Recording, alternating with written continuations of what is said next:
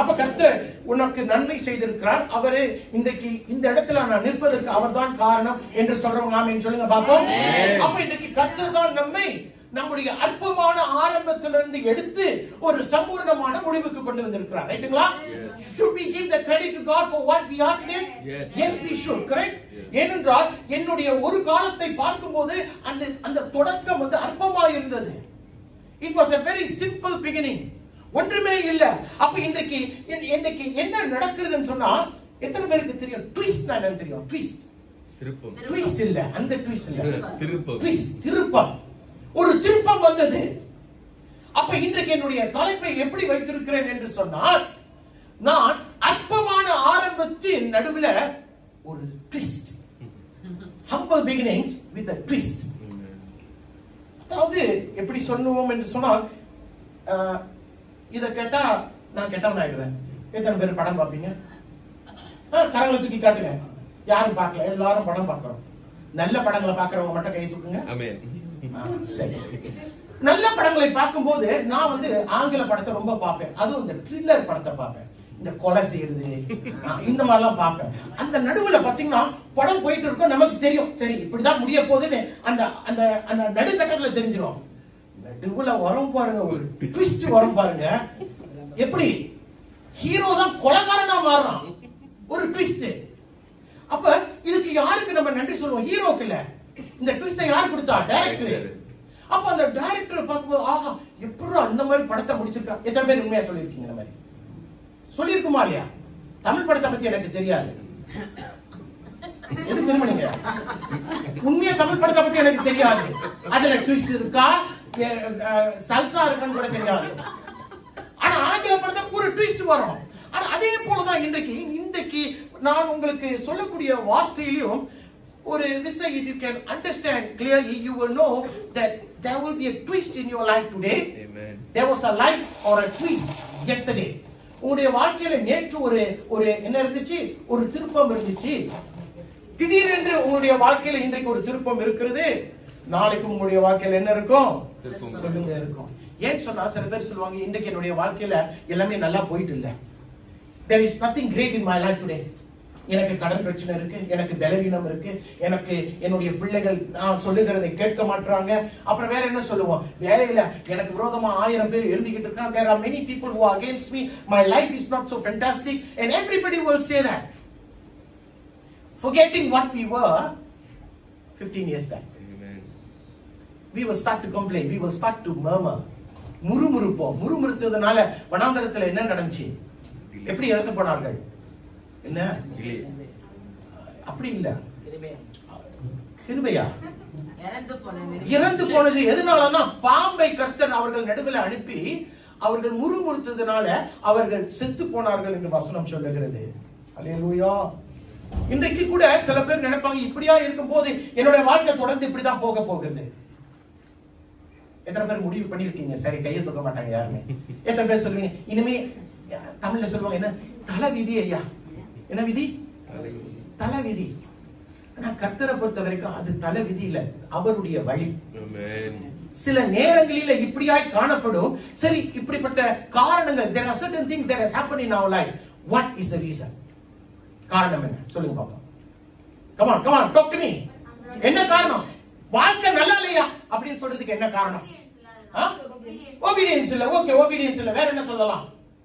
நம்ம எடுத்து முடிவு. Right. That's a very good thing. Wrong decisions. தவறான முடிவுகளை எடுத்து விட்டோம். அதனால அந்த தவறான முடிவை 15-20 வருஷத்துக்கு முன்னால எடுத்தோம். இன்றைக்கு முக்கி அழுதுகிட்டு இருக்கோம்.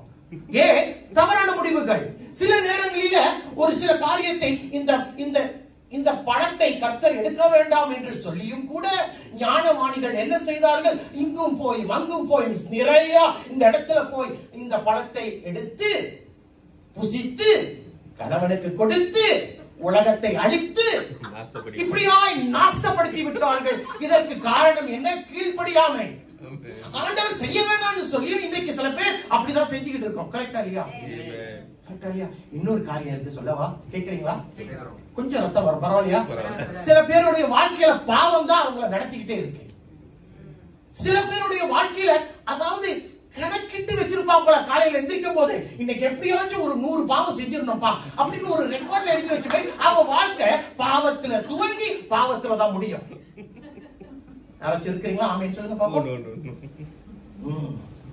புரியுதுங்களா நினைச்சேன். அப்ப இப்படிப்பட்ட ஒரு வாழ்க்கையை வாழ்ந்து கொண்டு இருக்கும் போது உன்னுடைய அற்பமான ஆரம்பம் அற்பமாய் தான் இருக்கும். You cannot change it. ஏன் ஆண்டவரே என் சபத்தை கேட்கவில்லை? அடியே இவ்வளவு நாள் முழங்கால் படியிட்டு உபாசித்து 40 நாள் தானியேலை போல இருந்து ஒன்றுமே நடக்காது. எப்படி நடக்கும்? உன் வாழ்க்கை தான் ஐயோன்னு போய் கொண்டு இருக்க. எப்படி நடக்கும்? எத்தனை பேருக்கு புரிகிறது நான் என்ன சொல்றேன்? அப்ப இன்றைக்கு தேவன் இல்லாத ஒரு வாழ்க்கை ஒரு வனாந்தர வாழ்க்கை போலதான். ஆனா பாஸ்டர், நான் தான் ரட்சிக்கப்பட்டு ஞானஸ்தானம் எடுத்துட்டேனே, அப்ப இன்றைக்கு என்னுடைய வாழ்க்கை ஆஹா ஓஹோன்னு இருக்கணுமே அப்படின்னு இந்த இடத்துல யாராச்சும் சொல்லுவீங்கன்னா, நான் உங்கள்ட்ட கேட்கிறேன், வேதத்துல நீங்க ஆண்டவருக்குள்ள வந்ததுக்கு அப்புறம் வாழ்க்கை மாறிடும், செழிப்பா இருக்கும், பங்களா கார்ல தான் போவீங்கன்னு வேதத்துல எங்கேயாச்சும் சொன்னீங்கன்னா சொல்லுங்க. நான் இப்ப இங்க உட்காந்துறேன். சீக்கிரம் சொல்லுங்க பாப்போம். வேதம் அப்படி சொல்லல. மாறாக do I need to speak in English? Oh yes, you are. Nowhere in the Bible does God say that when you come to me, everything is going to be like a green pasture. It's going to be still waters. Nowhere in the Bible will you hear God say that. If you look further, கர்த்தருக்குள்ள வந்ததுக்கு அப்புறம் தான் பாடுகள் அநேகமா. Amen. Correctங்களா? Who can I quote as an example? I will quote Paul. சவுலா இருக்கும்போது எப்படி இருந்தான் தெரியுமா? அழகா வாழ்ந்து கொண்டான், பரிசேனை போல வாழ்ந்து கொண்டிருந்தான். எல்லாமே அவனுக்கு நன்மை. அவன் நல்ல கற்று தேறினவன். He is a well known scholar. He is good. ஆனால் என்றைக்கு ஆண்டவராகிய இயேசு கிறிஸ்துவை அறிந்து கொண்டானோ அவன் அனுபவித்த பாடுகளை போல வசனம் சொல்லுகிறது யாருமே அனுபவிக்கவில்லை. So when you come to God, don't expect everything to be good. ஆனால் கர்த்தரை அறியாத பட்சத்தில் ஒரு பாடு ஒரு வேதனை வரும்போது அதை எப்படி சமாளிப்பது என்று உனக்கு தெரியாது. ஆனால் என்றைக்கு கர்த்தருக்குள்ள வந்துட்டியோ அவர் தப்பி செய்ய ஒரு வழியை உனக்கு கொடுத்து விடுவார். Now that's the only difference you have. பாடுகள் உண்டு, எல்லாருக்குமே பாடுகள் உண்டு. ஆனால் தேவ பிள்ளைக்கு அந்த பாடு வரும்போது கர்த்தர் உன்னுடைய காதுல என்ன சொல்லுவாங்க? ஓதுவாரு. என்ன சொல்லுவாரு?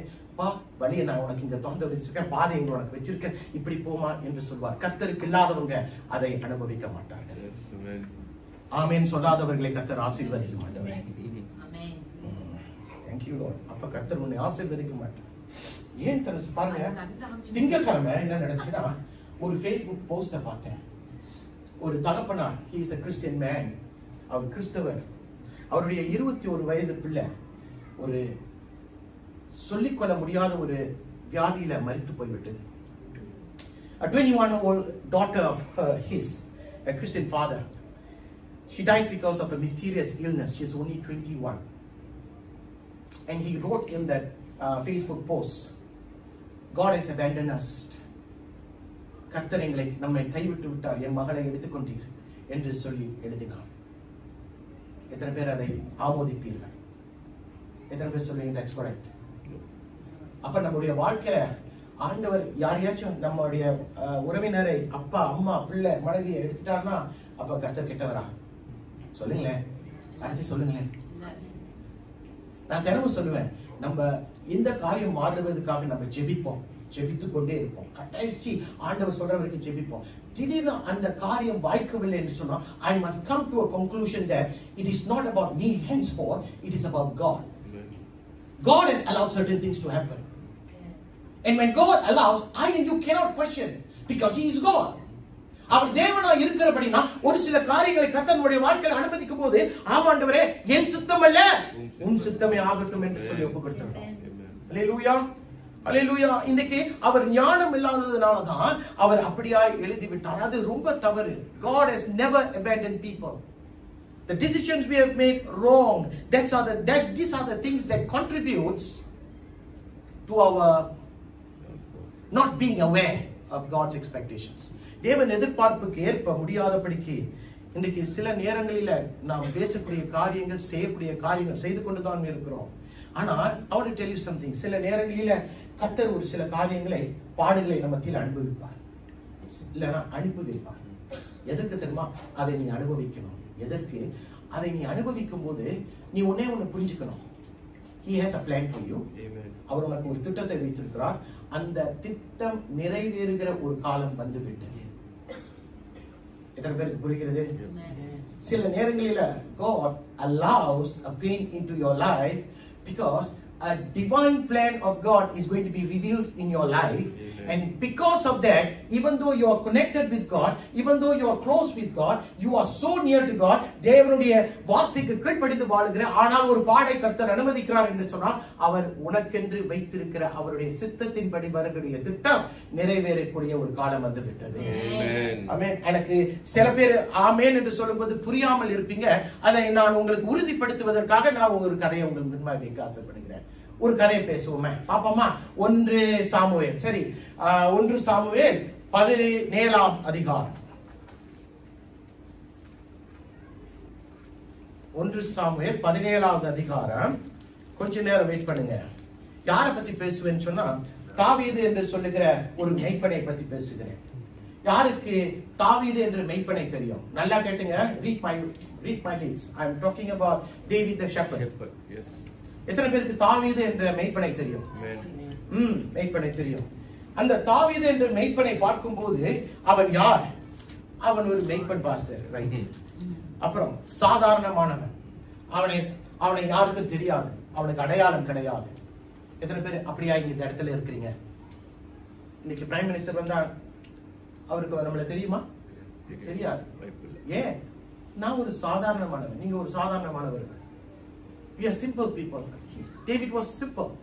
His starting life was so simple. அவன் சாதாரணமானவன், அடையாளம் இல்லாதவன். அவனிடத்துல ஒண்ணுமே இல்ல. அவன்கிட்ட இருந்தது ஒண்ணே ஒண்ணுதான், தேவன். எத்தனை பேர் ஆமென் சொல்லுங்க? He did not have anything that qualifies him to be up there. He only had one person and his name was God. Amen. He had God with him. அப்ப என்ன நடக்குதுன்னு சொன்னா, ஒரு நாள் கர்த்தர் அவருடைய சித்தத்தின்படி, அவருடைய நேரத்தின்படி, அவருடைய சித்தத்தின் நேரத்தின் திட்டத்தின்படி அவனை உயர்த்துகிறார். எதுவாய் உயர்த்துகிறார்? ஒரு மெய்ப்பனை எதுவாய் உயர்த்துகிறார்? ஒரு ராஜாவாக. யாரை உயர்த்துகிறார்? தாவீதை உயர்த்துகிறார். தாவீது யாரு? மெய்ப்பன். Now I want to stress this. He is a shepherd.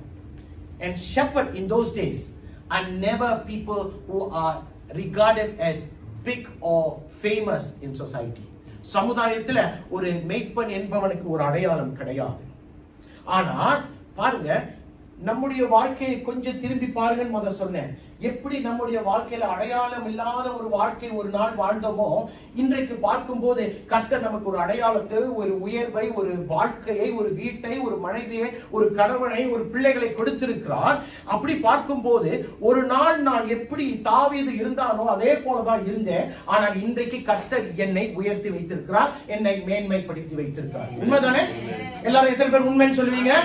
ஆமென். அப்படின்னு பார்க்கும் போது திருப்பி கொள்ளுங்களேன். 17ஆம் அதிகாரம் 1வது வசனம். பெலிஸ்தர் யுத்தம் பண்ணுகிறதற்கு தங்கள் சேனைகளை சேர்த்து யூதாவில் உள்ள சொக்கோவிலே ஒருமித்து கூடி சொக்கோவுக்கும் அசெக்காவுக்கும் நடுவே இருக்கிற எபேஸ்தாமிலே பாளையம் இறங்கினார்கள். ஆமென். ஆமென். இங்க என்ன நடக்குதுன்னு பார்க்கும்போது, now those who don't know Tamil, look at that verse and understand what he is saying. பாருங்க, தேவன் ஒரு தாவீதுக்கு என்று ஒரு திட்டத்தை வைத்திருக்கிறார். அது ஒரு பெரிய திட்டம். எப்படிப்பட்ட திட்டம்? அது ஒரு பெரிய திட்டம். Now the plan of God for David was a very big plan. But அந்த திட்டத்தை ஆரம்பிக்கும் போது ஒரு சாதாரண ஒரு திட்டத்தை போலதான் ஆரம்பிக்கிறார். இதை நான் உங்கள்கிட்ட சொல்லும் போது உங்களுடைய சிந்தை வேலை செய்ய ஆரம்பிக்க வேண்டும். கர்த்தர் தாவீதுக்கு ஒரு பெரிய திட்டத்தை வைக்கிறார். ஆனால் அந்த திட்டம் அமலுக்குள் வரும்போது அது சாதாரணமாய் தான் வருகிறது. இந்த காரியத்தை நான் ஏன் உங்களுக்கு முன்பாக வைக்கிறேன் என்று சொன்னால், அவனுடைய திட்டம், அவனுக்கென்று வைத்திருக்கிற திட்டம் எப்போ கர்த்தர் வெளிப்படுத்துகிறார் என்று சொன்னால், அந்த இடத்துல யுத்தம் நடக்கிறது. எந்த இடத்துல? யூதாவில் யுத்தம் நடக்கிறது. இஸ்ரவேல் ஜனங்களுக்கும் பெலிஸ்தியர்களுக்கும் ஒரு யுத்தம் நடக்கிறது. அந்த யுத்தத்தின் நடுவுல தான் தேவன் அந்த அழைப்பை யாருக்கு கொடுக்கிறார்? தாவீது என்று சொல்லுகிற ஒரு மேய்ப்பனுக்கு கொடுக்கிறார். Now it was during a battle between the Palestinians and the Israelites. That's where God brings about the calling and the divine plan that he had for David, the shepherd boy. Yes. அவனிடத்தில் இருந்த மந்தை கொஞ்சம் தான். எப்படிப்பட்ட மந்தை? ஒரு சில மந்தைகள் தான். அவனிடத்தில் பெருசு இல்லை. ஆனால் ஒரு காரியத்தை கர்த்தர் ஆரம்பிக்க வைக்கிறார். திருப்பிக் கொள்ளுங்க 17வது வசனம். 17:17. ஈசாய் தன் குமாரனாகிய தாவீதை நோக்கி, உன் சகோதரருக்கு இந்த ஒரு மரக்கால் வறுத்த பயிற்றையும் இந்த 10 அப்பங்களையும் எடுத்துக்கொண்டு பாளையத்தில் இருக்கிற ஒரு சகோதரத்தில் ஓட்டமாய் போய் இந்த 10 பால் கட்டிகளை 1000 பேருக்கு அதிபதியானவரிடத்தில் கொடுத்து ஒரு சகோதரர் சுகமாய் இருக்கிறார்களா என்று விசாரித்து அவர்களிடத்தில் அடையாளம் வாங்கி கொண்டு வா என்றார். ஆமென். இப்ப என்ன நடக்குது? ஜெஸ்ஸி, அது யாரு? தாவீதுடைய தகப்பனார். இப்ப அவன் என்ன செய்யறான்? திருப்பி சொல்லுங்க. தாவீது என்ன செய்யறான்? அவன் மேய்ப்பன். அவன் ஆடுகளை மேய்த்துக் கொண்டு இருக்கிற ஒரு மேய்ப்பன். இப்ப எஸ்ஸி அவனை கூப்பிட்டு சொல்றாரு, ஐயா, உன்னுடைய 3 சகோதரர்கள் அங்க யுத்த வீரர்களா இருக்கிறாங்க, அவங்களுக்கு போய் கொஞ்சம் சாப்பாடு கொடுப்பாங்க. திருப்பியும் கேட்கிறார், தாவீது யாரு? தாவீதை மேய்ப்பனாய் இருந்த தேவன் அவனை இப்ப எதவாய் மாற்றுகிறாரு? ஐயா, என்ன பாரு, என்ன பாரு, ஏன் கண்ண பாரு. அடுத்து அவனை எப்படியா ஒரு ஃபுட் பண்டா பையனை போல மாற்றுகிறான். அவன் எப்படியா இருந்தான்? அவன் ஒரு மேய்ப்பன். இப்ப ஆண்டவர் சொல்றாரு, நீ விறுவிறுன்னு போய் அங்க 3 பேருக்கு டெலிவர் பண்ணிட்டு நீ வந்துருன்றாரு. That means தேவனுடைய அழைப்பு வரும்போது there is always a shift. Shift நான் தமிழ்ல என்ன சொல்லுவோம்? மாற்றத்துக்கு தவிர்த்து வேற இல்ல, மாற்றம். சில நேரங்களில் கர்த்தர் அழைக்கும் போது மாற்றங்கள் வரதான் செய்யும். You will be very comfortable with where you are. And you will be thinking, why should I shift? But now, remember, when God's divine plan comes upon you, that shift is necessary. Amen. ஆண்டவருடைய சித்தம் திட்டம் உன்னுடைய வாழ்க்கையில நிறைவேறும் போது அந்த மாற்றம் அவசியமாக இருக்கும். You cannot be sitting in your comfort zone and say, I don't want to shift. Because you are missing the goodness of God. தேவனுடைய நன்மையை நீங்கள் மாற்றத்துக்கு ஒப்புக் கொடுக்காமல் இருப்பீர்கள் என்று சொன்னால் நீங்கள் இழந்து போய் விடுவீர்கள். Now you don't know how David was. தாவீது அவன் பழைய வாழ்க்கையில எப்படி இருந்தான் என்று ஒரு சிலருக்கு தெரியவில்லை என்று சொன்னால் I want to remind you. திருப்பிக் கொள்ளுங்க 16வது அதிகாரம் 11-12. யாராச்சும் படிங்க பாப்போம். ஜீவிதாவை தவிர்த்து வேற யாராச்சும் படிங்க பாப்போம் தமிழ்ல நல்லா தெளிவா. பிள்ளைகள் இவ்வளவுதானா என்று ஈசாயை கேட்டான். அதற்கு அவன், இன்னும் எல்லாருக்கும் இளையவன் ஒருவன் இருக்கிறார், அவன் ஆடுகளை மேய்த்துக் கொண்டிருக்கிறார் என்றான். அப்பொழுதும் சாமுவேல் ஈசாயை நோக்கி, ஆள் அனுப்பி அவனை அழைப்பி அவன் இங்கே வரமட்டும் நான் தந்திருக்க மாட்டேன் என்றான். இப்ப என்ன நடக்குது என்று சொன்னால், தாவீதுடைய தேவ திட்டம் நிறைவேறுகிற நேரம் வந்து விட்டது. அவன் ஆண்டவர் யாரை அனுப்புகிறார்? சாமுவேல் என்று தீர்க்கதரிசியை அனுப்பி சொல்லுகிறார், அவனை போய் அபிஷேகம் பண்ணேன்னு. இப்ப சாமுவேல் வந்து ஜெஸ்ஸி கிட்ட வந்து கேட்கிற, உனக்கிட்ட வேற பிள்ளை இல்லையா? எல்லா பிள்ளைங்களும் வந்துட்டான், வேற பிள்ளையா இல்லையான்னு சொல்லும் போது அவன் சொல்றான், இன்னும் ஒருத்தன் இருக்கான், அவன் ஆடுகள் மேய்த்துக் கொண்டு இருக்கிறான். Meaning, sometimes when the call of God comes to you, you may not be felt important. Do you understand what I'm saying? சில நேரங்களில நான் முக்கியம் இல்ல, இவனையா நம்ம தேர்ந்தெடுக்கணும், இவன் முக்கியம் இல்லாதவன் என்று சில நேரங்களில அவர்கள் சொல்லுவார்கள். அவன் எப்படி இருந்தான்? அடுத்த வசனம் இருக்கா? அடுத்த வசனம் பாருங்க. ஆள் அனுப்பி அவனை அழைப்பித்தான். அவன் சிவந்த மேனியும் அழகிய கண்களும் நல்ல ரூபம் உள்ளவனுமாய் இருந்தான் என்று வசனம் சொல்லுகிறது. எப்படி சொல்லுது ஆங்கிலத்துல? He was ruddy, he was fine appearance, handsome future. Deepa கொஞ்சம் எழுந்து நேருங்க பாப்போம், கொஞ்சம் நேரம் எழுந்து நேருங்க. He was ruddy, he had a fine appearance, he had handsome features. அப்புறம் பார்க்கும்போது சில நேரங்களில நம்மை பார்க்கிறவர்கள் சொல்லுவார்கள், இவன் சரியில்லை. But you must understand, David may not fit in to be a soldier, correct or not, as far as I'm concerned, because he was ruddy, he was handsome, and he had fine appearance. Maybe he's good for selling face cream in the Fair and Lovely இதை வைப்பதற்கு தாவீது செட்டா இருந்திருப்பான். ஏன் கேட்டா ஒரு young model. அதற்கு தான் தாவீது செட்டா இருந்திருப்பானே தவிர அவன் ஒரு வீரனாய் யாருமே பார்க்க முடியாது. ஆனால் அப்படிப்பட்டவனை தான் கர்த்தர் ஒரு நாள் அழைக்கிறார். அப்படிப்பட்டவனை தான் கர்த்தர் ஒரு நாள் அனுப்புகிறார். ஆமென் சொல்லுங்களேன். You must understand something. உலகம் உன்னை வித்தியாசமாய் பார்க்கும், கர்த்தர் உன்னை வித்தியாசமாய். ஆமென். உலகம் உன்னை ஒரு இன்டர்வியூ கூப்பிட்டுச்சுனா இந்த வேலைக்கு நீ அப்ளை பண்ணிருக்கே, இதுக்கு தகுதி உனக்கு இருக்கான்னு கேட்பான். கரெக்ட்டா? When some company calls you and you have applied for a job, first thing they will ask, do you qualify for this job? Only when you qualify will they consider you. Correct or not? Not even accept you, they will consider you. ஆனால் தேவனுடைய ராஜ்யம் எப்படி தெரியுமா? உன்னை அவர் அழைத்து தான் தகுதிப்படுத்துகிறார். உலகம் தான் தகுதி உள்ளவனை எடுத்து பயன்படுத்துகிறது. ஆண்டவர் உனக்கு தகுதி இல்லைன்னு அறிந்தும் அழைத்த பின்பு உன்னை என்ன செய்கிறார்? தகுதிப்படுத்துகிறார். எத்தனை பேர் ஆமென் சொல்லுங்க.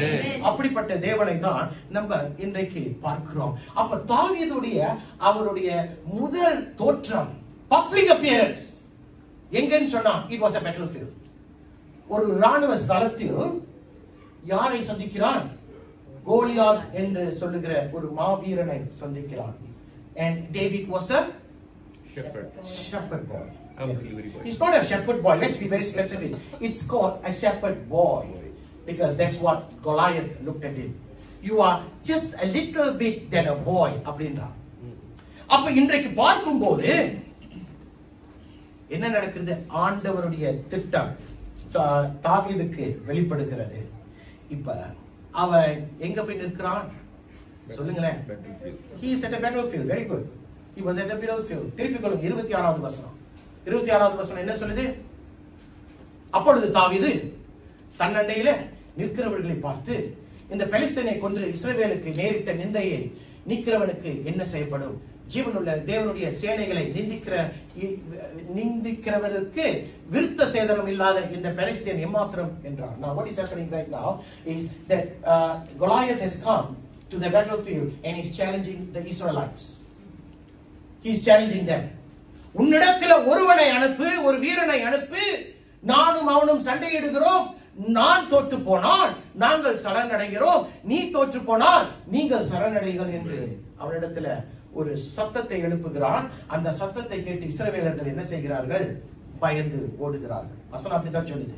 They ran away. They ran away in a battlefield when they faced Goliath. ஏன் என்றால் கோலியாத்தை பார்க்கும்போது அவன் அப்படிப்பட்டவனாய் இருக்கிறான். திருப்பி கொள்ளுங்க 17 4வது வசனம் 7வது வசனம் 4 5 6 7 படிமா. அப்பொழுது காத் ஊரானாகிய கோலியாத் என்னும் பேருள்ள ஒரு வீரன் பெலிஸ்தரின் பாளையத்திலிருந்து புறப்பட்டு வந்து நடுவே நிற்பான். அவன் உயரம் 6 முழமும், அவனுடைய உயரம் 6 முழமும் 6 முழமும் ஒரு ஜானுமாம். ஒரு ஜானம். இல்ல இங்கிலீஷ் போங்க பாப்போம். He was 9 feet tall. Okay, how many 9 feet? Deepan மாதிரி இல்ல. ஐயா நீங்க என்ன எத்தனை feet? இல்ல ரொம்ப கூடியா பேசுறீங்க. 6 feet ஆ? 7 feet ஆ? யார் இங்க 7 feet யாராச்சும் இருக்கீங்களா? ஓகே யார்? 6.2. ஓகே 6.2 தான். Okay 9 feet. ஓகே கிட்ட வராது 9 feet தான். அடுத்து அவன் தன் தலையின் மேல் வெண்கல சீராவை போட்டு ஒரு போர் கவசம் தரித்துக் கொண்டிருப்பான். அந்த கவசத்தின் நிறை 5000 செக்கலான வெண்கலமாய். ஓகே அப்புறம் அடுத்து அவன் தன் கால்களிலே வெண்கல கவசத்தையும் தன் தோள்களின் மேல் வெண்கல கேடகத்தையும் தரித்திருப்பான். அப்புறம் அவனுடைய ஈட்டி தாங்கு நெசவுக்காரின் படைமரத்தின் கணத்தையும் அவன் ஈட்டியின் அழகு 600 செக்கல் இரும்புமாய் இருக்கும். பரிசை பிடிக்கிறவன் அவனுக்கு முன்பாக நடப்பார். தாவீது ஒரு மேய்ப்பன். இப்படிப்பட்ட ஒரு அங்கியை போட்டுக்கிட்டு வந்தவன்ட்ட இப்ப தீபனை அனுப்புறோம் வைங்க, என்ன ஆகும் யோசிச்சு பாருங்க. அவன் ஓட மாட்டான், இவன் மறைஞ்சே போயிடுவாரு. ஓட மாட்டான், ஏன்னா ஓடுறதுக்கு டைம் இருக்காது. ஆண்டவரே எடுத்துக்கொள்ளும் காணாம போயிடுவாரு. ஏனென்றால் அவனுக்கு முன்பாக இருக்கிற அந்த மனிதனோடு அவன் போரிட முடியாது. Now that's the truth.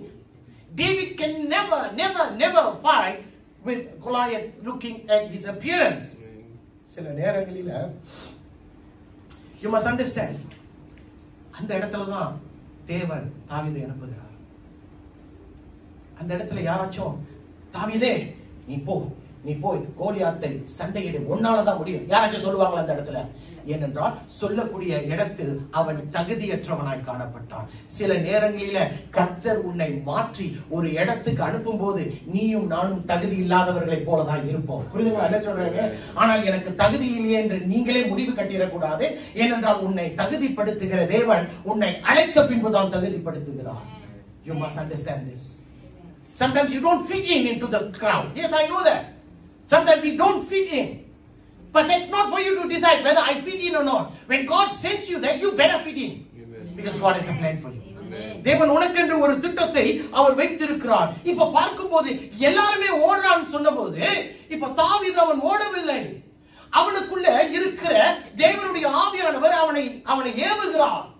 அவனால நிக்க முடியல. இவன் என்னடா என்னுடைய ஜனங்களை நிந்திக்கிறானே என்று சொல்லி அவனால நிக்க முடியவில்லை. அவன் சொல்லுகிறான், நான் போய் யுத்தம் பண்ணுகிறேன் என்று சொல்லுகிறான். ஆமென் சொல்லுங்க. நீங்களும் போக மாட்டீங்க, நானும் போக மாட்டோம். ஆனா அவன் சொல்றான், நான் போய் யுத்தம் பண்றேன்னு சொல்லுகிறான். I will tell you something. I wrote this.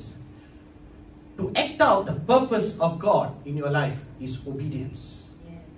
To act out the purpose of God is obedience. To ignore the purpose of God is simple foolishness.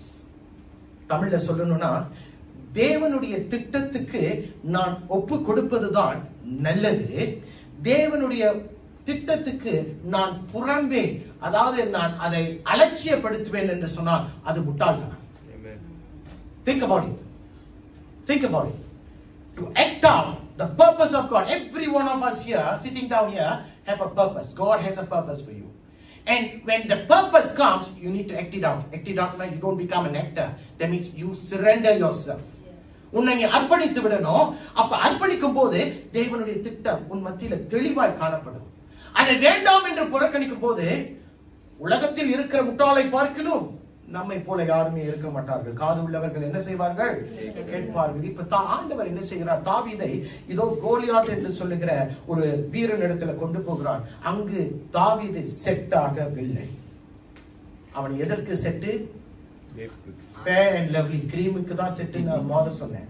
பாக்குறவங்க என்ன சொல்லுவாங்க? இவனை ஆடு மேய்க்க சொல்லி அவன் சிறந்தவன், அவன் சாம்பியன். ஆனால் அவனை வீரனுக்கு முன்பாய் நிற்க சொல்லி அவனால முடியாது என்று சொல்லுவார்கள். ஆனால் தேவனுடைய ஆவியானவர் அவனை ஏவும் போது அவனால் சும்மா இருக்க முடியாது. தேவன் உங்களை சில நேரங்களில் அழைத்த பின்பு பயன்படுத்துவதற்கு ஒரு காலத்தை உருவாக்குவார். அந்த இடத்துல நீங்கள் சும்மா இருக்க முடியாது.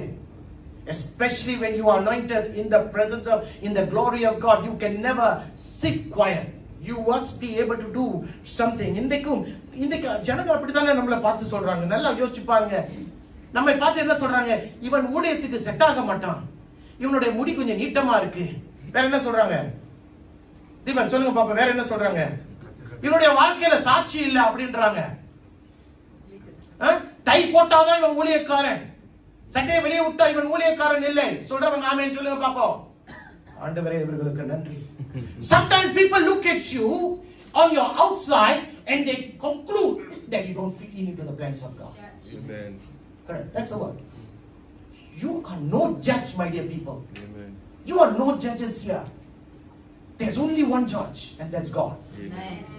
அப்ப இன்றைக்கு வெளி தோற்றத்தை பார்த்து நாம் முடிவு செய்து விடக் கூடாது. ஏனென்றால் உன்னுடைய பார்வையில அது சரியா இருக்கலாம், ஆனால் தேவனுடைய பார்வையில அது தவறு தவறு தவறுதான். ஹல்லேலூயா. 13 பார்ப்போம். என்ன போடுங்க? அப்பொழுது சாமுவேல் தைல கொம்பை எடுத்து அவனை அவன் சகோதரர் நடுவிலே அபிஷேகம் பண்ணினான். போதும். என்ன நடக்குது இங்க? நான் அத சொன்ன பாத்தீங்களா? எல்லாருமே ஓடுறான். ஆனா இங்க தாவீது நின்று அவன் சொல்லுகிறான், நான் போய் சண்டையிடுறேன். எதுக்கு? எதனாலன்னு சொல்லுங்க பாப்போம். இதனாலதான் நம்ம வெளி தோற்றத்தை பார்த்து இவனால முடியாது என்று சொல்றோம் பாத்தீங்களா? ஆனா நமக்கே அவங்களுக்கு தெரியாது நமக்குள்ள இருக்கிற ஒரு அபிஷேகம் நம்மை கடந்து வர வைத்திருக்கிறது என்று தெரியாது. நல்லா யோசிச்சு பாருங்க. அவன் அந்த இடத்துல நிற்பதற்கு காரணம் அவன் அபிஷேகம் பண்ணப்பட்டவன். அவன் யாரால் அபிஷேகம் பண்ணப்பட்டான்? அவன் சாமுவேல் என்று சொல்லுகிற ஒரு தீர்க்கதரிசியினால் அபிஷேகம் பண்ணப்பட்டவன். Now he is walking around with an anointing. And how many of you know that when you walk around with the anointing, the anointing is not going to appear and tell everybody that you are anointed. It doesn't show that. யாருக்கிட்டையும் இவன் அபிஷேகம் பட்டவன் என்று நம்ம தலையில் எழுதவில்லை, அதனால அவர்களுக்கு தெரியவும் இல்லாது ஒரு காரியத்தில் அவர்கள் உன்னையும் என்னையும் குற்றம் சாட்டுவார்கள். பிரியமானவர்களே, when the anointing is within you, the Lord's plans when it's being revealed, I am telling you, you will be like David. எந்த யுத்த களத்திலே இருந்தாலும், எப்படிப்பட்ட கோலியாத்தா இருந்தாலும், நீ ஓட மாட்டே, நீ நிற்ப. நீ நிற்ப. I want you to know this today. You must know who you are. That's what I always tell you people. Know who you are. The anointing within him tells him, you go and fight the giant. இன்றைக்கு நான் நீங்கள் அந்த கூட்டத்தில் இருந்து போனா, தாவீது போய் நான் சண்டை போட போறேன்னு சொல்லும்போது நீங்க என்ன சொல்லிருப்பீங்க? தாவீது சும்மா நீ விளையாடாத, என்ன இப்படி பேசிக்கிட்டு அப்படின்னு சொல்லுவோம், ரைட்டுங்களா? நம்ம அப்படிதான் சொல்லுவோம். ஆனா 32 பார்ப்போம். 32 என்ன சொல்லுது? தாவீது சவுலை நோக்கி, இவன் நிமித்தம் ஒருவருடைய இருதயமும் கலங்க வேண்டியதில்லை, உம்முடைய அடியானாகிய நான் போய் இந்த பெலிஸ்தனோட யுத்தம் பண்ணுவேன் என்றான். அதாவது நீ மத்தவன்ட்ட சொன்னா பரவாயில்ல, நான் போய் சண்டை போறேன் எல்லாரும் சொல்லுவாங்க முடியாது. இப்ப அவன் என்ன செய்யறான்? நேரா போய் சவுல் என்று சொல்லுகிற ராஜாட்ட போய் சொல்றான், ஐயா நீ கலங்காதயா, ஏன் சொல்லு, உனக்கு ஏதாச்சும் வழி தெரிஞ்சா எனக்கு தெரியும், என்னையா நான் போய் சண்டை போடுறேன். சவுல் என்ன சொல்லியிருப்பான் தெரியுமா? This is not murder, this is suicide. That's what he would have said. ஐயா நீ கொலை செய்யறதுக்கு போக, நீ கொலை செய்யப்பட மாட்டாய், நீ என்ன செய்யற? தற்கொலைக்கு நீ போறேன்றான். ஏனென்றால் அவனை பாருங்க, அவன் வடிவாய் இருக்கிறான். யாரை போல? தீபனை போல. அழகுள்ளவனாய் இருக்கிறான். யாரை போல? தீபனை போல. புரியுதுங்களா? இப்ப அப்படி அழகானவனை பார்த்து இவன் வீரனாய் இருப்பதற்கு ஒரு அறிகுறிகள் கூட கிடையாது என்று சொல்லி யாரு? சவுல் ராஜா சொல்லுகிறான். அதற்கு தாவீது ஒரு காரியத்தை சொல்லுகிறான், கேளுங்களேன். People, I want to tell you something, one more thing before I go to the next point. Always remember something. உன்னுடைய தேவ தரிசனத்தை நீ செயல்படுத்துவதற்கு உனக்கு தடைகள் வந்து கொண்டுதான் இருக்கும். தேவனுடைய திட்டத்துக்குள்ள நீ ஏதாச்சும் ஒரு காரியத்தை செய்யணும்னா, there will always be someone who will stop you. திருப்பி கொள்ளுங்க 28வது வசனம். இங்க தாவீது யாரு தாவீதை தடை செய்கிறார்? அந்த மனுஷனோடு அவன் பேசிக் கொண்டிருக்கிறதை அந்த மூத்த சகோதரன், அவனுடைய மூத்த சகோதரனாகிய எலியா கேட்டபோது அவன் தாவீதின் மேல் கோபம் கொண்டு, நீ இங்கே வந்தது என்ன? நீ எதுக்கு இங்க வந்த? அப்புறம் வனாந்தரத்தில் உள்ள அந்த கொஞ்ச ஆடுகளை நீ யார் வசத்தில் விட்டாய்? அந்த கொஞ்சோண்டு ஆடுகளை விட்டு நீங்க வந்திருக்கே, பிராக்கு பார்க்க வந்திருக்கிறா என்று யார் கேட்கிறா? அண்ணன் கேட்கிறான். அண்ணன் கேட்கிறான். ஐயா சில நேரங்களில தேவனுடைய தரிசனத்தை செய்வதற்கு உனக்குள்ள இருக்கிற ஆவியானவர் ஏவுவார், ஆனால் உன்னை தடை பண்ணுவதற்கு உன்னை சுற்றி ஒரு ஜனம் இருக்கும். ஏன் இருக்குன்னு சொன்னா, that vision that you have is not aligned with them. If my vision is being shared with her, then we are in common ground, we will be in agreement. How many of you understand that? Amen. இன்றைக்கு தடை பண்ணுவதற்கு இப்ப தாவீது சொல்றான், அதாவது சவுல் சொல்றான், முடியாது, உன்னால் முடியாது, நீ சின்ன பையன். அப்ப அந்த தரிசனத்தை போவதற்கு தடை. அவனுடைய சகோதரன் அங்க சொல்ற, நீ இங்க உனக்கு என்ன செய்யற? ஐயா சில நேரங்களில் நீ போகணும்னு ஆசைப்படும் போது உனக்கு தடை வந்து கொண்டுதான் இருக்கும். தூரத்துல பாப்போம் யாரா எனக்கு விரோதமா பேசுறானே, ஆனால் உனக்கே தெரியாது உன்னுடைய சத்துரு உன்னை சுத்தி தான் இருக்கிறானே. You will never know. You will be thinking someone else is talking about you, but only when you realize that the one within you is the one talking. But remember something. Remember something. Your focus and your purpose is very important. Remember two things in life. Your focus and your purpose. இந்த நோக்கமும் உன்னுடைய focus தமிழ்ல எப்படி சொல்லுவாங்க? நோக்கம். Okay. Purpose என்ன சொல்லுவாங்க? Purpose is நோக்கம். ஃபோக்கஸ் இஸ் அதாவது நீ சரியா ஒரு காரியத்தை நோக்கி பார்க்கக்கூடியவனாய், குறிக்கோள். சரி, குறிக்கோளையும் உன்னுடைய நோக்கத்தையும் நீ உடையவனாய் இருக்கும்போது உனக்கு விரோதமாய் எழும்புகிறவன் உனக்கு விரோதமாய் எழும்ப முடியாது. Amen. Amen. Remember, your focus and your purpose, if it is in God, nobody can displace you. You know what's the meaning of displace? They cannot shift you out. They cannot shift you out. இப்ப தாவீது சவுல்ட்ட போய் கேட்கும்போது சவுல் சொல்றான் நீ போகாதன்னு. அதற்கு தாவீது ஒரு காரணத்தை சொல்லுகிறான். படிங்க பாப்போம். 34. தாவீது சவுலை பார்த்து, உம்முடைய அடியான் என் தகப்பனுடைய ஆடுகளை மேய்த்துக் கொண்டிருக்கிற போது ஒரு விசை ஒரு சிங்கமும் ஒரு விசை ஒரு கரடியும் வந்து மந்தையில் இருக்கிற ஒரு ஆட்டை பிடித்துக் கொண்டது. நான் அதை தொடர்ந்து போய் அதை அடித்து அதை அதன் வாய்க்கு தப்புவிட்டேன். அது என்மேல் பாய்ந்த போது நான் அதன் தாடியை பிடித்து அதை அடித்து கொன்று போட்டேன். அந்த சிங்கத்தையும் அந்த கரடியையும் உம்முடைய அடியானாகிய நான் கொன்றேன். விருத்த சேதனம் இல்லாத இந்த பெரிஸ்தனும் அவைகளில் ஒன்றை போல் இருப்பார். அவன் ஜீவனுள்ள தேவனுடைய சேனைகளை நிந்தித்தானே என்றார். ஆமென். ஆமென். இங்க என்ன நடக்குதுன்னு பாருங்களேன். Goliath is a giant warrior. David is still a shepherd boy. Now, he cannot fight Goliath. Does it make sense? Yeah. He cannot fight. ஆனால் அவன் சவுல் கிட்ட ஒரு காரியத்தை சொல்லுகிறான். நான் தான் தாவீது. நான் தான் இப்ப சவுல் கிட்ட சொல்றேன். இந்த கேமரா தான் சவுல். ராஜா, நீங்க நினைக்கிறீங்க இது ஒரு கதை தான். நீங்க நினைக்கிறீங்க நான் ஒரு மேய்ப்பனா இருக்கிறேன், மேய்ப்பனுடைய வேலை சின்ன வேலை நீங்க நினைக்கிறீங்க, அப்படித்தானே? அது சின்ன வேலை இல்லைங்கயா. சில நேரங்களில் எனக்கு ஓய்வு கிடைக்கும், அப்ப நான் பாடல்களை எழுதுவேன். சில நேரங்களில் எனக்கு ஓய்வு கிடைக்கும், நான் வாத்திய கருவியை நான் வாசி பழகி கொள்ளுவேன். சில நேரங்களில் எனக்கு ஓய்வு கிடைக்கும், நான் என்னுடைய கவனை எடுத்து நான் பயிற்சி செய்வேன். அதனால நான் பயிற்சி செய்து நான் திறமைசாலி. இப்ப தாவீது சவுலுகிட்ட பேசிக்கிட்டு இருக்கார், ரைட்டுங்களா? ஆனால் சில நேரங்களில எனக்கு ஓய்வில்லாத நேரங்களில என்னுடைய வாழ்க்கை ஆபத்தான நிலையில போய் நேரிடும். ஏன்? என்னுடைய ஆடுகளை, என்னுடைய ஆட்டுக்குட்டியை எடுத்துக்கொள்ள ஒரு கரடி வரும், என்னுடைய ஆட்டுக்குட்டியை திருடிக்கொள்ள ஒரு சிங்கம் வரும். அந்த சிங்கத்தையும் கரடியும் பார்த்து நான் ஓடல ராஜா. நான் என்ன செஞ்சேன்? அந்த சிங்கத்தையும் அந்த கரடியும் தேடி போய் அதனுடைய வாயில கவி கொண்டிருக்கிற என்னுடைய ஆட்டுக்குட்டியை நான் எடுத்துக்கொண்டு வந்திருக்கிறேன். அப்ப எடுத்துக்கொண்டு வரும்போது நான் அந்த சிங்கத்தோடு போராடணும் தானே, நான் அந்த கரடியோட போராடணும் தானே ராஜா. நான் போராடி இருக்கிறேன், நான் கொண்டிருக்கிறேன். அதனால இன்றைக்கு அப்படிப்பட்ட ஒரு சிங்கத்தையும் ஒரு கரடியையும் நான் கொன்று போட முடியும் என்று சொன்னால் இந்த கோலியாத்தை என்னால கொன்று போட முடியாது.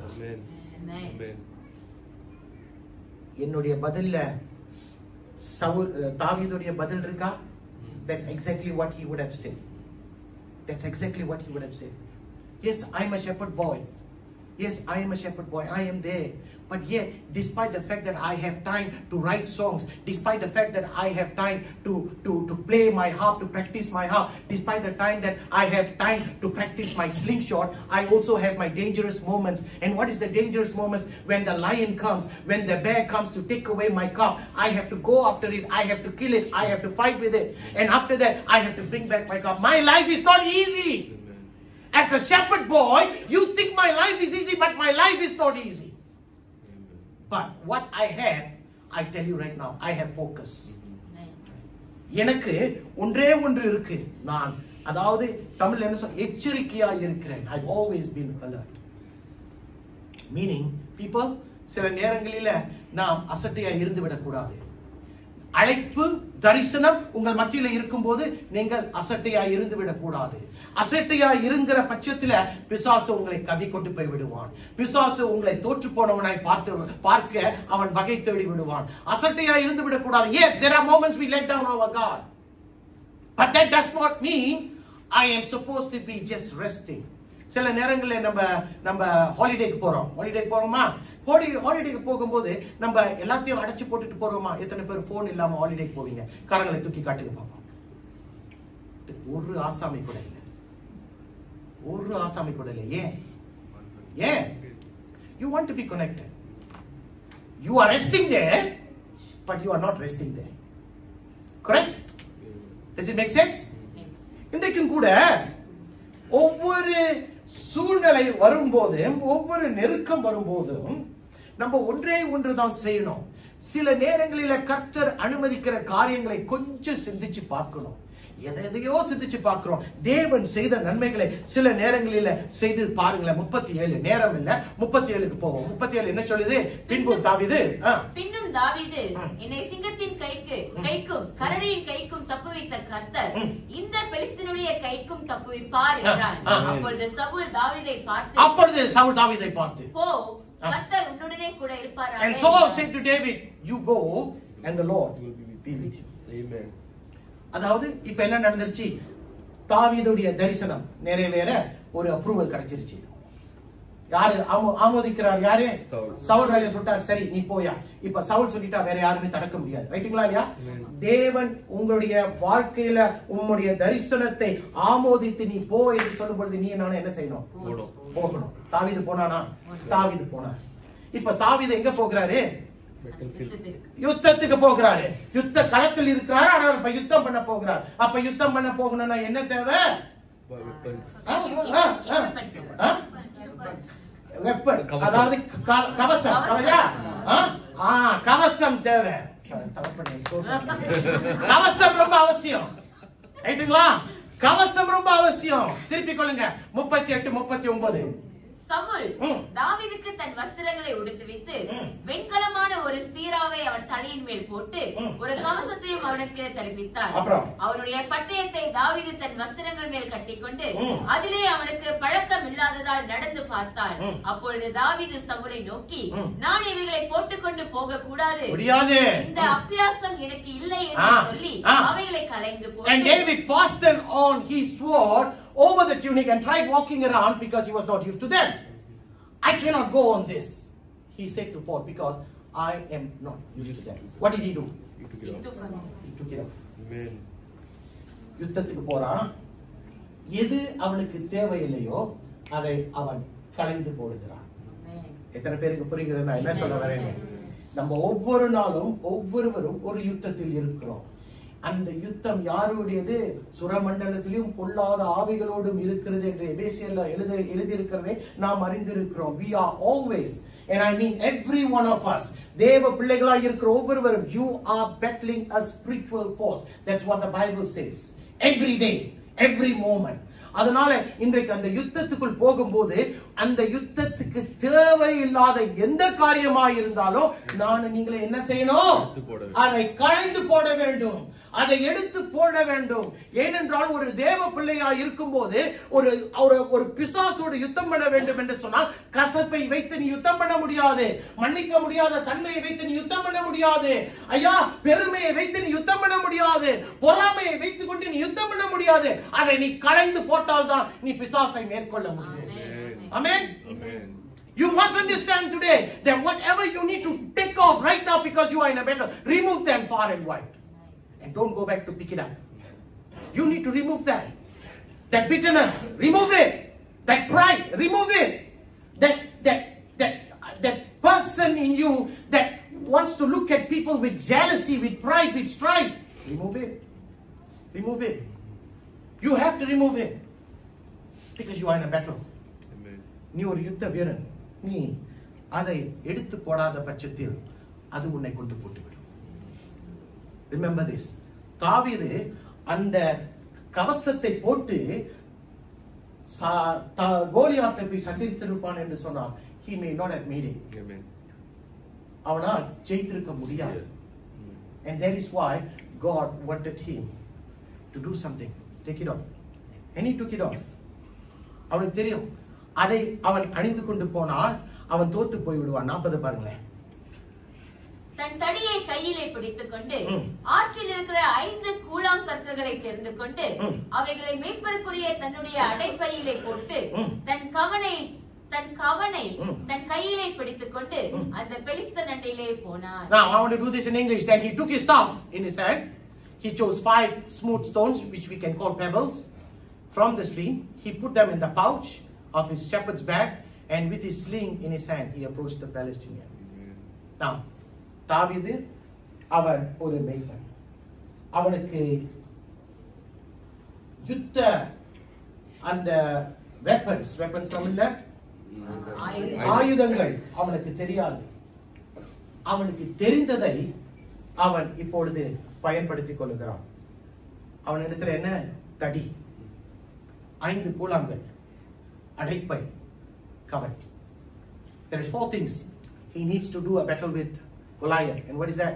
Staff, pebbles, pouch, sling. அவனுக்கு யுத்தத்தில் ஜெயிப்பதற்கு அவனுக்கு எது தேவையோ அதை அவன் எடுத்துக்கொண்டான். Now you must understand, there is something, there is a catch behind this. அவன் ஏன் அந்த கவனை எடுத்தான் தெரியுமா? Because he is comfortable with that slingshot. அந்த கவனை அவன் ஏன் எடுத்துக்கொண்டு போனான் என்று சொன்னால், he knows he is good at it. And why is he good at it? Now that's where I'm coming. Practice. Where did he practice? While he was a shepherd boy. Correct? அவனுக்கு இருக்கிற கொடுக்கப்பட்ட அந்த அந்த ஆடுகளை மேய்த்துக் கொண்டிருக்கிற மேய்ப்பன் என்று சொல்லுகிற அந்த அடையாளத்தின் நேரத்தில் he had the time and God gave him that slingshot and told him to practice. And he has been practicing, and right now he didn't know that many years later he will have to face Goliath, a warrior, and he had to use a slingshot. Would he know? No. அவனுக்கு தெரிஞ்சிருக்குமா? ஆனால் எதை கர்த்தர் ஒரு நாள் செய்ய சித்தமாய் இருக்கிறாரோ அதை அவனுக்கு ஏற்கனவே ஆண்டவர் கொடுத்து அவனை பயிற்சி செய்து அவனை தயாரான நிலையில் வைத்திருக்கிறார். இன்றைக்கு உங்களை கர்த்தர் இந்த இடத்துல வைத்திருக்கிறார் என்று சொன்னால், நாளைக்கு ஆண்டவர் உங்களை பயன்படுத்துவதற்காக இந்த ஸ்தலம் ஒரு பயிற்சியின் ஸ்தலம். அல்லேலூயா. நல்ல காதுள்ளவர்கள் கேட்கணும். இன்றைக்கு நீங்கள் இந்த இடத்துல ஒரு நோக்கத்தோடு தான் கர்த்தர் உங்களை வைத்திருக்கிறார். மறந்துடக்கூடாது. நீங்க உருவாக்கப்பட்டு கொண்டு இருக்கிறீர்கள் என்பதை மறந்துவிடக் கூடாது. இந்த இடத்துல உங்களுடைய ஊழியம், உங்களுடைய அழைப்பு, உங்களுடைய வரங்கள், இவை எல்லாவற்றையும் நீங்கள் கொஞ்சம் கொஞ்சமாய் பயன்படுத்தி நீங்கள் சிறந்தவர்களாய் ஒரு நாள் மாறுவதற்கு கர்த்தர் இன்றைக்கு உங்களை பண்படுத்தி கொண்டு இருக்கிறார். ஆமென். கர்த்தர் உங்களை பண்படுத்தி கொண்டு இருக்கிறார். Now never forget, because one day whatever you are being trained today, God will call you and say, use it now. Amen. That's where you have to use it. இன்றைக்கு தேவனுடைய வார்த்தை உங்களுக்கு இந்த இடத்துல சொல்லப்பட்டிருக்கிறது. ஆண்டவரே, எனக்கு படிப்பு இல்லை, எனக்கு திறமை இல்லை, எனக்கு ஒண்ணுமே இல்லை. ஆனால் ஆண்டவர் உனக்கு சொல்லுவார், நான் உனக்கு கவனை கொடுத்திருக்கேன், அந்த கவனை பக்காய் பண்ணிக்கோ அப்படின்னுவார். எனக்கு ஒண்ணுமே இல்லையே, அந்த ஆற்றோரமாய் போய் 5 கூழாங்கல்லை பொறுக்கிக் கொள் என்று சொல்லுவார். இதை வைத்து என்னால சண்டை போட முடியுமா? உன்னுடைய ஆரம்பம் அற்பம் தான். ஆனா கர்த்தர் உன்னை சம்பூர்ண முடிவுக்கு உன்னை கொண்டு போக தயாராக இருக்கிறார். அல்லேலூயா. இப்ப நான் கேட்கிறேன், எத்தனை பேர் சொல்லுவீங்க ஒரு கூழாங்கல்லும் ஒரு கவனை வைத்து கோலியாத்தை அவன் அடித்து போட முடியும் என்று சொல்றவங்க கை தூக்கி காட்டுங்க. நான் சொல்ற முடியாது. Because it's not practical. It's not possible. Correct? Please tell me when I'm wrong. ஒரு கூழாங்கலையும் ஒரு கவனையும் வைத்து அதிக அனுபவம் உள்ள ஒரு கோலியாத்தை தாவீது என்று சொல்லுகிற ஒரு மேய்ப்பன் ஜெயிக்க முடியுமா? முடியாது. Correct. We all in agreement. சில பேர் முடியும்னு சொல்லும்போது தீபன் சிரிப்பார். மாட்டிக்கிட்டாரு, அவர்தான் என்ன செய்யறது? இல்ல முடியும், ஏன்னா நான் விசுவாசத்துல இருக்கேன். நான் ஒரு கூழாங்கல்ல ஒரு கவனை வச்சு நான் தாக்கி போட்டுருவேன் பாரு அப்படின்னுவான். இவர் சிரிப்பார். வேதத்துல ஒருத்தி சிரிச்சா, யார் தெரியுமா? சாரா சிரித்தாள். ஏன்? ஆண்டவர் சொன்னாரு, நான் உனக்கு ஒரு குழந்தையை கொடுக்கிறேன் அப்படின்னு. சிரிச்சா. ஏய், ஆண்டவர் கேக்குற, ஏன் நீ ஏன் சிரிச்ச அப்படின்றாரு. ஏன் நீ சிரித்தாய்? Why did she laugh? Because she didn't believe it. Anyone wants to laugh and think that you are not going to get it, keep on laughing. Keep on laughing. Because the last laugh belongs to God. Amen. Amen. Amen. The last laugh will come from God. Amen. I want to let you know, இன்றைக்கும் கூட ஒரு கூழாங்கலையும் ஒரு கவனையும் வைத்து அவன் ஜெயிக்க முடியாது. ஐயா, இன்னைக்கு இஸ்ரவேல் இது பெலிஸ்தியர்கள் கூட இது வரைக்கும் யுத்தம் பண்ணிட்டு இருக்கான். இன்னும் முடியல போரு. ஒரு கூழாங்கலே ஒரு கவனை வைத்து அந்த வீரனை அடிச்சிட முடியுமா? இது முடியாதுதான். But now, that's where the catch comes in. It's not about what is outside, but it's about what is inside. Now you need to understand this. It's not about what Goliath possesses in the outside, but what David possesses in the inside. கோலியாத்துக்கு வெளியே இருக்கிற பார்த்து முடியாது என்று சொல்லக்கூடியவர்கள் அநேகர் இருக்கிறார்கள். ஆனால் அவர்களுக்கு தெரியாத ஒரு காரியம் என்ன தெரியுமா? தாவீதுக்குள்ளே இருக்கிறது என்ன என்று அவர்களுக்கு தெரியவில்லை. அல்லேலூயா. அவனிடத்தில் எல்லாமே இருக்கு. கோலியாத்தை குறித்து நம்ம படித்தோம். எல்லாமே உச்ச தலையிலிருந்து உள்ளங்கால் வரைக்கும் அவனை ஃபுல்லா மூடிட்டானுங்க. முடியவே முடியாது, அவனை வெளியே தாக்க முடியாது என்று எல்லாருக்குமே தெரியும். ஆனால் அவர்களுக்கு தெரியாத ஒரு காரியம் என்ன தெரியுமா? தாவீதுக்குள்ள ஒருவன் இருக்கிறாரே, அவர் ஒரு நொடி பொழுதுல எல்லாவற்றையும் மாற்றி விடுவார் என்று அவர்களுக்கு தெரியாது. They didn't know that David had something within him. அவனுடைய அடையாளத்தை பார்க்கிறார்கள், அவனுடைய தோற்றத்தை பார்க்கிறார்கள். அவன் ஒரு மெய்ப்பன் என்ற ஒரு காரியத்தை பார்த்து இது தவளே என்று சொல்லுகிறார்கள். ஆனால் 45 பாருங்க, 45 அதற்கு தாவீது பெலிஸ்தியனை நோக்கி, நீ பட்டயத்தோடு ஈட்டியோடு கேடகத்தோடும் என்னிடத்தில் வருகிறாய், நானோ நீ நிந்தித்த இஸ்ரவேலருடைய ராணுவங்களின் தேவனாகிய சேனைகளுடைய கர்த்தரின் நாமத்தில உன்னிடத்தில் வருகிறேன். எத்தனை பேர் ஆமென் சொல்லுவீங்க? Now I want to tell you this. Goliath படைத்தவைகளோடு யுத்தத்துக்குள் போகிறான். ஆனால் தாவீது படைத்தவரோடு அந்த யுத்தத்துக்குள் போகிறான். எத்தனை பேருக்கு புரியுது? வித்தியாசம் இருக்குங்களா? Goliath went into that battle with those things that has been created. It is one of those things. But David had something that no one had. He went with the Creator. Amen. Now that is a big difference. அவர் படைத்தவரோடு போகிறான், யுத்தம் பண்ணுகிறான். 47 என்ன சொல்லுகிறது? கர்த்தர் பட்டயத்தினாலும் ஈட்டியினாலும் ரட்சிக்கிறவர் அல்ல என்று இந்த ஜனங்கள் கூட்டம் எல்லாம் அறிந்து கொள்ளும். யுத்தம் கர்த்தருடையது, அவர் உங்களை எங்கள் கையில் ஒப்புக் கொடுப்பார் என்று சொன்னார். பிரியமானவர்களே, இன்றைக்கு தேவன் உங்கள் பட்சத்தில் இருப்பார் என்று சொன்னார். நீங்கள் எந்த விதமான யுத்தத்தை மேற்கொள்ள முடியும். Now some people are fighting a battle where God tells you don't go into it. தேவன் ஒரு சில நேரங்களில நீங்கள் போகக்கூடிய யுத்தத்துல ஆண்டவர் சொல்றார், நீ அந்த யுத்தத்துக்கு போகாத, இந்த யுத்தத்துல நான் உங்களோட இல்ல. I am not in this battle, don't go. யுத்தம் என்று சொல்லும்போது என்னத்தை பார்க்கலாம்? சில நேரங்களில் வேலையை பார்க்கலாம், சில நேரங்களில் உறவுகளை பார்க்கலாம். ஆண்டவர் சில நேரங்களில் சொல்லுவார், இந்த உறவு சரியில்லை வேணாம், இந்த வேலை சரியில்லை வேணாம்னு சொல்லுவாரு. ஆனா ரொம்ப இல்ல ஆண்டவர், எனக்கு இதுதான் வேணும் அப்படின்னு பிடிவாதமா அடிச்சு போட்டோம்.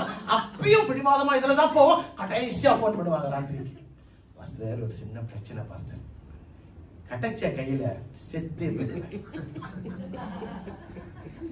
ஏன்னா ஆண்டவர் சில நேரங்களில மனிதனை பயன்படுத்துகிறார், சூழ்நிலைகளை பயன்படுத்துகிறார், வேதத்தை பயன்படுத்தி சொல்லுகிறார், மகனே மகளே இது வேண்டாம், இது உனக்குரியது அல்ல என்று சொல்லியோ ஒரு காலில் நின்று இதுதான் வேண்டும் என்று சாதிக்கிறவர் கூட்டங்கள் அநேகர் இருக்கிறார்கள். அதை அவர்கள் பெற்றுக்கொண்டு அவமானத்துக்குள் போகிறவர்களாக இருக்கிறார்கள்.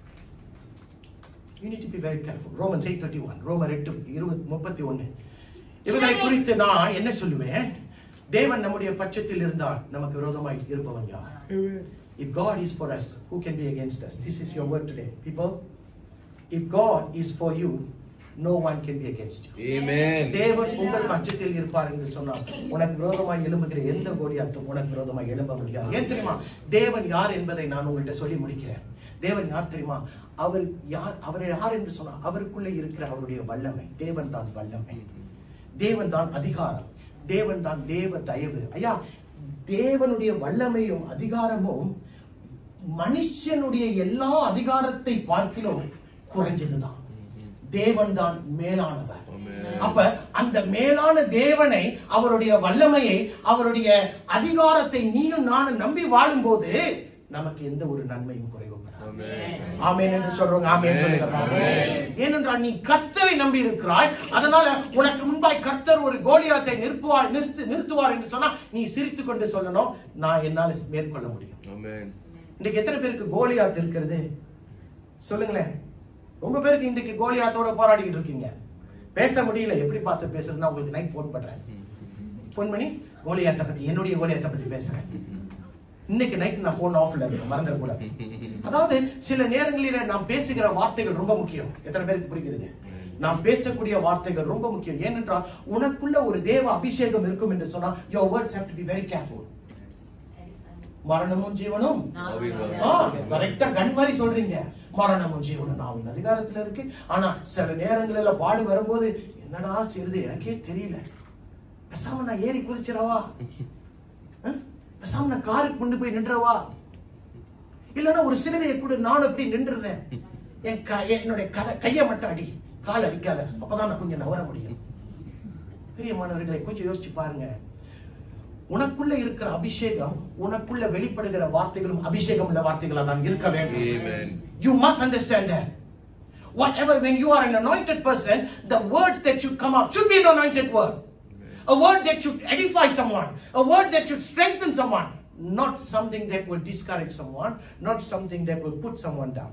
But that does not mean I cannot do that. That cannot mean, doesn't mean, because it is two different things. Being critical and being judgmental. It's two different things. If I am the shepherd, I must make sure that my sheep grows under my care. And they must grow right. நான் பாலை குடின்னு சொல்லும்போது நீ பிராண்டியை குடிச்சனா நான் பேசாம இருக்க முடியுமா? புரியுதுங்களா? புரியுதுங்களா என்ன சொல்றேன்னு? So you must understand today that what you speak is very important to God, because உனக்குள்ள ஒரு அபிஷேகம் இருக்கிறது. 46 பார்ப்போம். நல்லா பாருங்க. தாவீது அவன் மேய்ப்பனாக இருந்து அதுக்கப்புறம் அவன் ராஜாவாய் ஆகிறான். அவன் ராஜாவாய் ஆனது பின்பு அவனுக்கு கர்த்தர் ஒரு பழைய அடையாளங்களை கொடுக்கிறார். என்ன சொல்ற? இருதயத்துக்கு ஏற்றவன் என்று சொல்லுகிறார். அவன் செய்கிற காரியங்கள் எல்லாம் தேவன் அவனோடு இருக்கிறார் என்று சொல்லுகிறார். இன்றைக்கு அவனை பார்க்கும் போது அவன் ஒரு தீர்க்கதரிசி என்று சொல்லுகிறார். பாருங்க 46 என்ன சொல்லுது? விரும்புகிறேன் படிங்க. இன்றைய தினம் கர்த்தர் உன்னை உன் கையில் ஒப்புக்கொடுப்பார். நல்லா கேளுங்க. இன்றைய தினம் கர்த்தர் உன்னை என் கையில் ஒப்புக்கொடுப்பார். நான் உன்னை கொன்று போடுவேன். உன் தலையை வெட்டுவேன். பெலிஸ்தனுடைய பாளையத்தின் பிணங்களை இன்றைய தினம் ஆகாயத்து பறவைகளுக்கும் பூமியின் காட்டு மிருகங்களுக்கும் கொடுப்பேன். போதும். நான் இதை தாவீது இன்னும் செய்யவில்லை. Remember this. He is just saying it. He is saying today the Lord will hand you over to me. I will strike you down, number 1. Amen. I will cut off your head, number 2. Amen. I will give the carcasses of the Philistine army to the birds, number 3. And the beasts of the, and the whole world will know that there is a God of Israel. Amen. He says 4 things. அது 46ல அவன் சொல்லுகிறான். நடந்ததா? 51 பார்ப்போமே. ஆகையால் தாவீது பெலிஸ்தன் அண்டையில் ஓடி அவன் மேல் நின்று அவன் பட்டயத்தை எடுத்து அதை அதன் உரையிலிருந்து உருவி அவனை கொன்றான். அப்புறம் அதனாலே அவன் தலையை வெட்டி போட்டான். அப்பொழுது தங்கள் வீரன் செத்து போனான் என்று பெலிஸ்தர்கள் கண்டு ஓடி போனார்கள். எப்படி தாவீது சொன்னது நடந்துச்சா? அப்ப நம்முடைய வாயின் வார்த்தைகள் எவ்வளவு முக்கியம். நல்லா கேட்டு பாருங்க. உனக்குள்ள ஒரு அபிஷேகம் இருக்கும் போது நீ பேசுகிற வார்த்தைகள் தான் உன்னுடைய வாழ்க்கையை நடத்தும். அவன் செய்யறதுக்கு முன்பாய் 46ல சொல்றான், நான் இதை உனக்கு செய்வப்பா நீ பாரு அப்படின்னா. 51ல பார்க்கும்போது அவன் சொன்னதை அவன் செய்தான். பாருங்க, கர்த்தர் அவனை அழைக்கும் போது எதற்காக அழைத்தார் தெரியுமா? சாமுவேல் அவனை எதற்காக அபிஷேகம் பண்ணாரு? நீதான் இஸ்ரவேலின் 2வது ராஜான்னு சொல்லி அழைத்தார். இப்ப அவனுடைய தரிசன பாதை நிறைவேறிடுச்சு. இப்ப 18:5ல பார்க்கும் போது அவனை கர்த்தர் மேலும் மேலுமாய் உயர்த்துகிறதை பார்க்கிறோம். தாவீது சவுல் தன்னை அனுபவிக்கிற எவ்விடத்துக்கும் போய் புத்தியாய் காரியத்தை நடப்பித்ததுனால சவுல் அவனை யுத்த மனுஷரின் பேரில் அதிகாரியாக்கினான். பாருங்க, அவன் கொஞ்சம் கொஞ்சம் தான் உயர்கிறான். Remember, sometimes you cannot immediately when you finish your school, you want to be the president of Singapore. It's not possible. I mean, of course it is possible when God says you are going to be the president next month. If you are not done, you are going to be the next president, woman president of Singapore. Then it will happen. That's provided God says. Amen. Hallelujah. Hallelujah. Don't forget us. அல்லேலூயா. பாருங்க, கர்த்தர் அவனை ராஜாவாக அவனை உயர்த்துவதற்காக அவனை கொஞ்சம் கொஞ்சமாய் பண்படுத்தி பயன்படுத்தி அவனை உயர்த்தி கொண்டு வந்தார். அல்லேலூயா. 18-14 தாவீது தன் செய்கைகளில் எல்லாம் புத்திமானாய் நடந்தான். கர்த்தர் அவனோட கூட இருந்தார். அவன் மகா புத்திமானாய் நடக்கிறதை சவுல் கண்டு போதும். தேவன் தாவீதோடு இருந்தான். தாவீதோடு இருந்தார். அதனால அவன் எல்லாவற்றையும் ஜெயம் கொள்ளுகிறவனாய் காணப்பட்டான். Now that's the point you need to catch today, people. If God is for you, whatever you do, you will be successful. Amen. Now the problem is sometimes we think we have God, but God is not by our side. Because there are certain areas in our lives where we have not let go to God. நம்முடைய வாழ்க்கையில ஒரு சில பகுதிகளை இன்னும் கொடுக்காமல் இருக்கிறோம். அதனால கர்த்தர் என்னோடு இருக்கிறார் என்ற ஒரு நிச்சயத்தில் இருக்கிறோமே தவிர, ஆனால் அந்த நிச்சயம் உறுதிப்படவில்லை. அதனாலதான் சில நேரங்களில் ஒரு சில காரியங்களை நாம் சிக்கிக் கொண்டும் தவித்துக் கொண்டும் இருக்கிறோம். பிரியமானவர்களை, கர்த்தர் உன்னை அழைப்பார் என்று சொன்னால் கர்த்தர் உன்னை நடத்துவார்.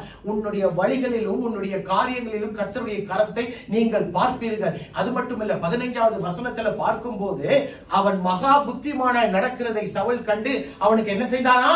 பயந்திருந்தான். ஐயா, இன்னைக்கு கர்த்தருடைய அபிஷேகம், கர்த்தருடைய அழைப்பு உனக்குள்ள இருக்கும் போது உன்னுடைய சூழ்நிலையை கண்டு ஜனங்கள் பயப்படுவார்கள். மறந்துடக்கூடாது. உன்னை பார்த்து பொறாமைப்படுவார்கள். உன்னை பத்தி கொஞ்சம் திகழ்ந்து போவாங்க. என்னடா இவன் இப்படியா இருந்தானே, நான் எதிர்பார்க்கலையே, இவன் கீழே வந்துருவான்னு நினைச்சேனே, ஆனால் இன்றைக்கு கர்த்தர் அவனை உயரத்தில் வைத்திருக்கிறாரே என்று சொல்லி உன்னை குறித்து, உன்னுடைய உயர்வை குறித்து பயப்படுவார்கள். அல்லேலூயா. பயப்படுவார்கள். You must understand. You must make people fear you. And how do I do that? I open up 2 buttons and I stand like this? No. You must let people fear you by being a child of God, where everything that you do, you become successful. Amen. நீ எதை செய்தாலும் நீ செழிப்புள்ளவனாய் இருக்கிறாய். அந்த செழிப்பு உன்னிடத்துல வருகிறதை கண்டு ஜனங்கள் பயப்பட வேண்டும். Amen. திருப்பிக் கொள்ளுங்க. யோபு 8:7. உம்முடைய துவக்கம் அற்பமாய் இருந்தாலும் உம்முடைய முடிவு சம்பூர்ணமாய் இருக்கும். ஐயா, இந்த வசனம் தான் இன்னைக்கு நான் எடுத்துக்கொண்ட வசனம். Your beginnings will be seem to be humble, but your future will be prosperous. Amen. Now, did this word come to pass in David's life? Amen. Think about it. இந்த வார்த்தை தாவீதுடைய வாழ்க்கையில நிறைவேறியதா? அவனுடைய ஆரம்பம் அற்பமான ஆரம்பம் தான், ஆனால் அவனுடைய முடிவு சம்பூர்ணமான முடிவு. அவன் வாழ்க்கையில எதிர்பார்க்கவில்லை, நான் ஒரு மெய்ப்பனாய் இருக்கிறவன் ஒரு நாள் யூதாவின் ராஜாவாய் இஸ்ரவேலின் ராஜாவாய் மாறுவேன் என்று அவன் எதிர்பார்க்கவில்லை. ஆனால் கர்த்தர் அவருடைய திட்டத்தை அவன் நடுவில் விதைத்து வைத்தார். அந்த திட்டத்துக்கு அவன் தம்மை ஒப்பு கொடுத்தான். அந்த திட்டத்துக்கு நேராக அவன் கடந்து போனான். அந்த ஏற்ற நேரத்தில் கர்த்தர் அவனை உயர்த்தினார். Now people, I want you to know today, don't ever look at your present situation and think that this is going to be your life. This is not. There are many things you are missing in your life. Yes, I know that. அநேக காரியங்கள் அல்லது ஒரு சில காரியங்கள் ஒரு சிலருக்கு இன்னும் கிடைக்கவில்லை. அதனால இனிமேல் இப்படித்தான் இருக்க போகிறது என்ன வேண்டாம். ஏனென்றால் கர்த்தர் உனக்கென்று ஒரு காரியத்தை வைத்திருக்கிறார். ஏசாயா 60:22 இப்படியா சொல்லுகிறது, சின்னவன் 1000 சிறியவன் பலத்த ஜாதியுமாவான். The least of you will become 1,000, the smallest a mighty nation. When will it happen? When will it happen? அடுத்த வசனம் என்ன சொல்லுது? ஏற்ற காலத்தில் இதை தீவிரமாய் நடப்பேன். When will the least become 1,000? When will the smallest become a mighty nation? God is saying, in His time. When? In His time. Whose time? God's time. And you will never know when you step out of this place. His time may have come to you right now. Amen. Amen. And when His time comes, nothing can stop you. I want to tell you this. ஏனென்றால் கர்த்தர் ஏற்ற காலத்தில் எதை செய்ய வேண்டும் என்று சொல்வாரோ அதை சொல்லும் பொழுது அதை தடுக்க யாராலும் முடியாது. ஏனென்றால் அவர் செய்வார் என்று சொன்னால் அதை தீவிரமாய் செய்வார். ஆமென். எத்தனை பேர் இன்னைக்கு சொல்றீங்க, தாவீதை போல கர்த்தர் எனக்கு செய்யணும். ஆமென். தாவீதை போல கர்த்தர் எனக்கு செய்யணும். நான் சின்னவன் தான், ஆனால் என்னை கர்த்தர் 1000 மாற்றணும். நான் சிறியவன் தான், கர்த்தர் என்னை பலத்த ஜாதியாய் மாற்றணும். அல்லேலூயா. அதை செய்ய வேண்டும் என்று சொன்னால் அவருடைய காரியத்துக்காக நாம் காத்திருக்க வேண்டும். அவர் செய்ய வேண்டும் என்று சொன்னால் அவரே உன்னுடைய வாழ்க்கையில தெய்வனாய் இருக்க வேண்டும். அவர் செய்வார் என்று உன்னுடைய விசுவாசம் எங்க இருக்கணும் தெரியுமா? உன்னுடைய உயர்விலும் உன்னுடைய வளர்ச்சியிலும் உன்னுடைய இப்போ இருக்கிற சூழ்நிலையில் இருந்து விடக்கூடாது.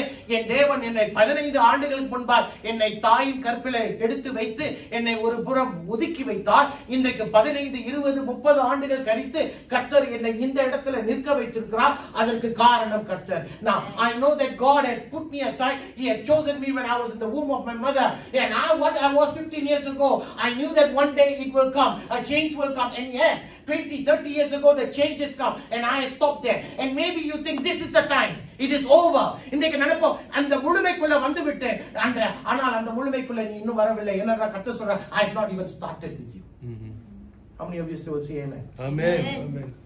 You may think இந்த இடத்துக்கு வந்துட்டேன், நான் போதும், I'm good right now, I'm good. But God may be saying, I have not even finished with you yet. உன்னுடைய உயர்வு இன்னும் வரக்கூடிய உயர்வுகள் இருக்கு. உன்னை நான் இன்னும் முழுமையாய் முடிக்கவில்லை. ஏன் அவசரப்படுகிறாய்? அவசரப்படக்கூடாது பிரியமானவர்களே. அநேகர் அவசரப்படுறீங்க தானே. குறிப்பா இங்க சிங்கப்பூர்ல இருக்கிறவங்க ரொம்ப அவசரப்படுறீங்க.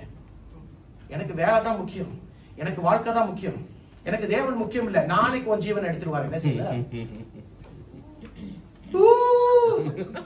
அதுதான் ரைட்டா? நாளைக்கு ஜீவன் எடுத்துட்டா எப்படி தெரியுமா சொல்லுங்க?